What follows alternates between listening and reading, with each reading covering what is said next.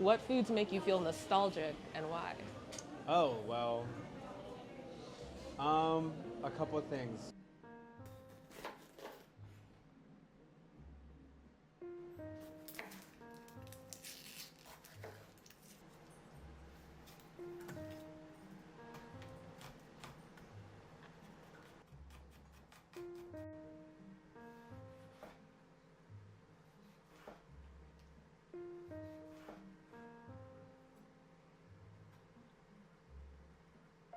So I worked with a company called Underground Kitchen. So they did what's called experiential dining. So essentially they started off their company where they would go to different cities or different states and they would have these pop-up dinners. And the idea was that if you were going to this dinner, you would just buy a ticket. You wouldn't know where it was happening. It would just happen within a 15-mile radius. And then when you showed up, it would be some wild experience. It could be in a warehouse. It could be in somebody's random kitchen. It could be in, like, a mansion. They came to my hometown where I used to live, and I came out and I filmed for them just for free for the first time. And then after that, I started shooting like little short documentaries of them at each location that they were going to.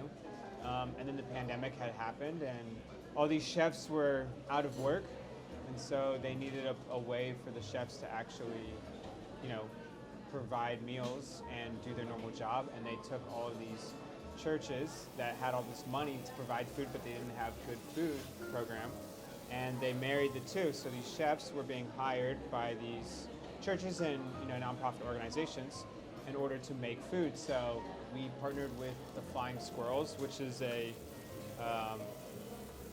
like a minor league baseball team. And so we passed out, I think, something like 1,009 meals in like 2 days. And we partnered with the major league or minor league baseball team there. So that's where we had done that in South Carolina.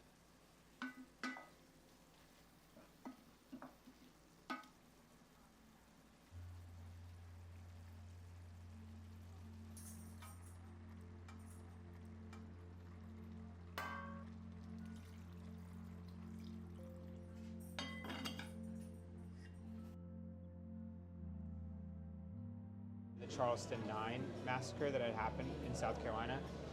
That happened years before. I believe it was one of the anniversaries. I believe it was 5 years.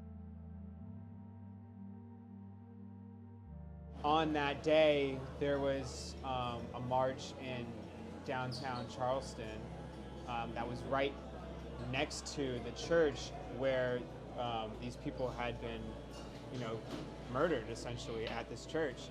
So we had went there with our crew, and we wanted to learn some more. We ended up meeting with the historian of, just by happenstance, we were in the back and we had met up with the historian, and it was wild. I mean, we're talking to him about these things that have happened, just horrible things that have happened, and that really have to do, racial injustice, racial profiling, and just like terrorism, essentially.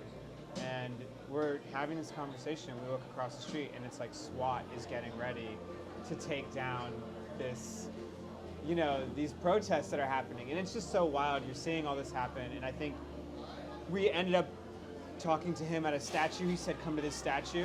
And we went to the statue of the person who first built the church hundreds of years ago. So you're getting all this history that's happening in real time, and then you're experiencing history that's being made right then and there. So it was just wild to experience that and have food as that vessel to show us, history.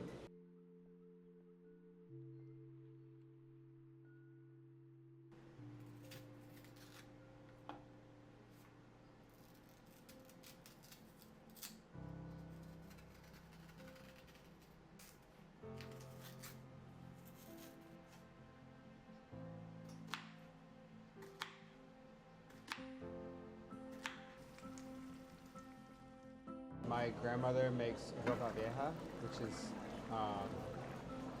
it's a Colombian dish, and it's like a beef type of, it's not like a stew, but it's like a heavy beef dish, and that makes me think of her. And then also, like patacones, which is like a plantain type of mashed plantain type of like disc thing. That reminds me of her too. I was just talking about that yesterday. But I think those couple things reminds me of like my grandmother, because she'd always make that, and then, but now she doesn't cook anymore because she's older. So she just like lets my sister cook for her, because she's like, I'm done doing all that. So, but yeah, I would say those two dishes are definitely like dishes that make me feel like I'm still hanging out with my grandma. And I've been meaning to learn. So I'll probably talk to my sister about teaching me, because my sister, she's smart. My sister doesn't even cook, but she learned them early on. She learned how to cook them early on because she was like, just in case she passes, then we'll have that dish. Waffles or pancakes? So, first off, it all depends on the day. Interesting. We know this, okay? Sometimes you're feeling waffles, sometimes you're feeling pancakes. Okay. I would say in general, more times than not, I'm going for pancakes, but that's not a slight to the waffle community. Okay. Okay? As a member of the waffle community, all right, I'm hearing you out. Thank you. Because sometimes you need an Eggo in the morning if you're running out the door. Sometimes it's a Sunday, you're feeling bougie, you get the Belgian. And then sometimes you have the sandwich with the, you know? And sometimes, do you count Choco Taco? No, what is that? What's Do you know what Choco Taco is? what is it like is it the ice cream? It's not a pancake. I think it's a waffle. It's a waffle it's a taco. Oh, the waffle shell. It's a waffle shell taco with I know what you're talking about. chocolate and vanilla and ice cream in it. It's an abomination of a cannoli. Oh. Whoa! Whoa! Whoa! That was wild. We're gonna need to get your on this.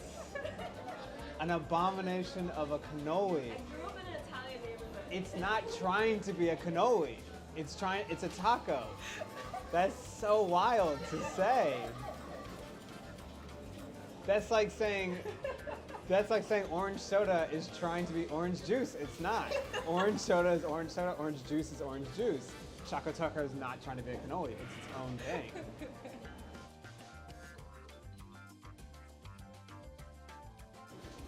Shout out Choco Taco. It just died recently. They stopped making it. Yeah, unfortunately. But Choco Taco is one of the greatest ice cream things you can possibly get.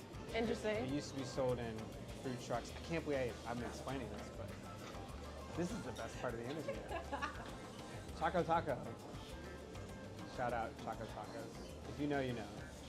I did not know. We'll have to bring it back. So it depends on the day. Depends on the day. What mood would you have to be in for a pancake? Pancake is just like real lazy. I'm like bumming it. I just want to eat a lot of something.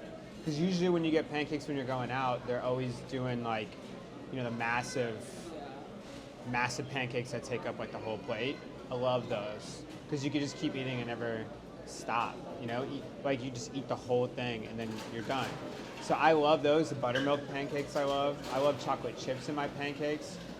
When I was a kid, my dad would always be like, you could only put 3 chocolate chips in your pancakes because he was trying to conserve on chocolate chips. Okay. He had 5 children. So he was like, I'm not made of chocolate chip money, so. Yeah, I get that. So now it's like a joke in my family, like, and recently I was cooking for my sisters and I put chocolate chips in the pancakes. And my sisters are like, only put 3. And then I made them and my sisters are like, that was a joke. We're grown now. We can have more chocolate chips. And I made the whole batch with 3 each. And they looked at mine and I had like 7 in them. And they were like, why did you get the one with 7? I was like, I thought your preference was 3. So then they ate my pancakes. Oh no. So yeah, but no, that's why I love pancakes a lot.